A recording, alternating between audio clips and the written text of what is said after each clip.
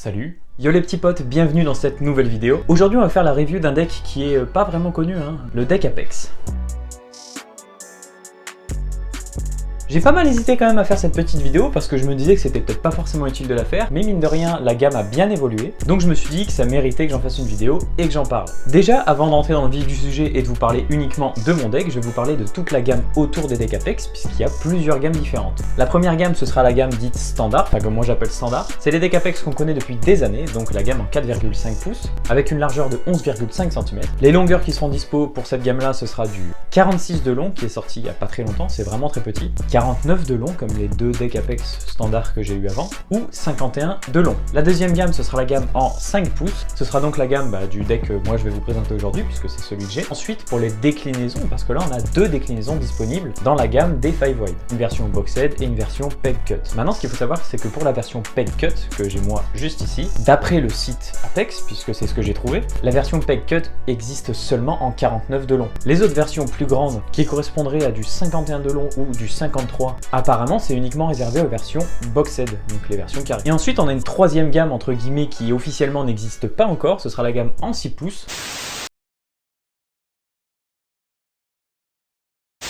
Je suis obligé d'intervenir dans le montage, mais là pour le coup c'est pas de ma faute, j'ai pas oublié de séquence là, c'est pas moi. Bon, vous le voyez juste derrière moi, ou je sais pas si vous le voyez, mais Apex vient de sortir et d'officialiser les decks en 6 pouces de large. Donc c'est la nouvelle gamme, ça faisait un moment qu'on en entendait parler, j'en avais parlé à la base dans mon rush initial, mais juste des rumeurs. Tandis que là c'est du concret, on sait exactement ce qui est sorti. Vous avez la petite photo pour voir les couleurs, et au niveau des longueurs, on aura du 534 mm ou du 560 mm de longueur. Donc, à savoir que tous les decks seront en version boxed, il n'y aura pas de version cut. Et deuxième chose où je me permets d'intervenir, juste avant j'avais fait une séquence où je parlais des longueurs de deck Apex, puisqu'à une époque Apex s'amusait à ne pas mesurer comme tout le monde, c'est à dire qu'un deck normal tu le mesures de plateau à plateau, tu comptes pas le head tube et le down tube, tandis qu'Apex à l'époque comptait au milieu du head tube jusqu'à la fin du plateau, donc ça donnait des longueurs qui étaient beaucoup plus grandes et pas universelles par rapport à ce que tout le monde faisait, pardon. Et je sais plus communiquer, moi il fait trop chaud Bref, je vous repasse l'ancien moi. Ah oui, et information à ne surtout pas oublier, les decks Apex sont compatibles uniquement 8 standards.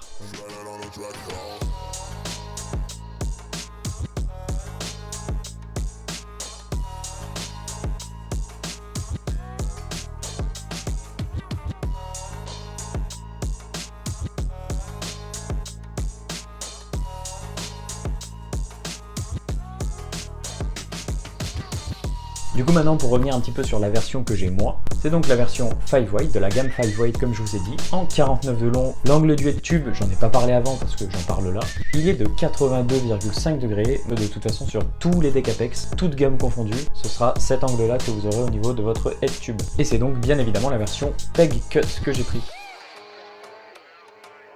Bien, parlons point négatif. À la limite, le petit défaut qu'on pourrait lui trouver, ce serait le frein. C'est vrai que j'en ai pas parlé de ça, mais il y a une version pour les decks boxed, et donc la version pour le mien, c'est un frein classique qu'on connaît depuis des années chez les decks Apex, et ce frein-là casse tout simplement. Par contre, un vrai point négatif que du coup je pourrais lister, le price. Ah, le prix les gars, le prix des decks Apex.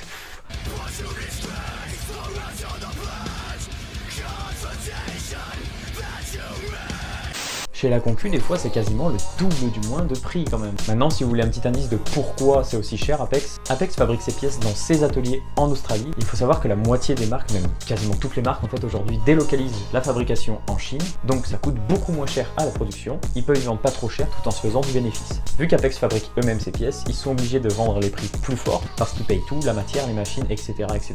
Donc forcément, ça revient beaucoup plus cher. La solidité. Oui, là, c'est de ma faute, c'est bon, j'ai oublié une séquence. Bon, à la base, je l'avais pas mise dans le rush parce que j'étais pas sûr de pouvoir y placer là. On va pas se mentir, les decks Apex, c'est pas les decks les moins solides du marché, mais c'est pas non plus les plus solides, on va dire qu'ils se situent bien sur la moyenne. Heureusement, vu le prix. Je le place quand même là dans les points négatifs parce qu'il y en a pas mal qui peuvent attester que des decks Apex, ça casse, que ce soit à l'avant, à l'arrière. La preuve, les deux miens, ils ont cassé à l'arrière, donc bon, on est obligé de reconnaître quand même. C'est pas non plus les decks que vous allez casser en quelques mois. Maintenant, on va pas faire les hypocrites, ça casse, donc je le mets dans les points négatifs. Je me permets quand même de rajouter en voix off la non-compatibilité avec les roues 12 standards sur les versions en 6 pouces, c'est quand même sacrément dommage sur une gamme qui se veut beaucoup plus street que des decks en 5 pouces.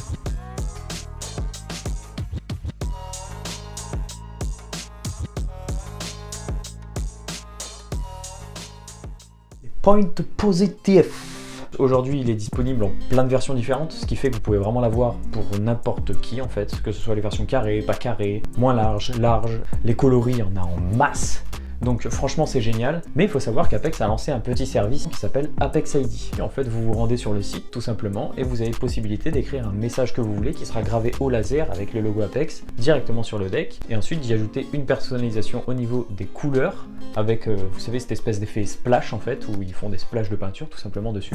Vous pouvez ajouter jusqu'à 3 couches de splash, donc dans la globalité vous pouvez vraiment personnaliser votre deck comme vous le souhaitez. Alors certes du coup ça coûte encore un tout petit peu plus cher, mais ça permet vraiment d'avoir quelque chose d'authentique qui plaît à tout le monde et ça c'est vraiment top. La confortabilité et la confiance, voilà la confiance, surtout je vais mettre la confiance dans les points positifs. Si vous avez jamais essayé un deck Apex, en général vous n'en avez pas forcément entendu des retours où on vous disait n'achète jamais ça, c'est de la grosse merde. Si tu en as roulé tu sais que c'est bien, si tu en as pas roulé, pourquoi pas un jour pouvoir en rouler un pour savoir ce que ça fait. C'est pas possible d'être déçu à 100% d'un deck Apex. Le poids d'un deck Apex finalement c'est pas très lourd. Un petit point un peu subjectif, le montage de la roue arrière, parce qu'ils ont eu la bonne idée de mettre des entretoises ici, mais des entretoises qui sont vissées avec une clé BTR. Donc il y a une petite vis juste là qui permet de visser l'entretoise qui va sur la roue en fait tout simplement. Bon et ben voilà, j'espère que cette vidéo elle vous a plu, je pense que j'ai fait l'essentiel de tout ça, j'ai un peu fait le tour. Sur ce, c'était un plaisir de faire cette vidéo, c'était Alaria38 et on se retrouve très bientôt dans vos skateparks préférés.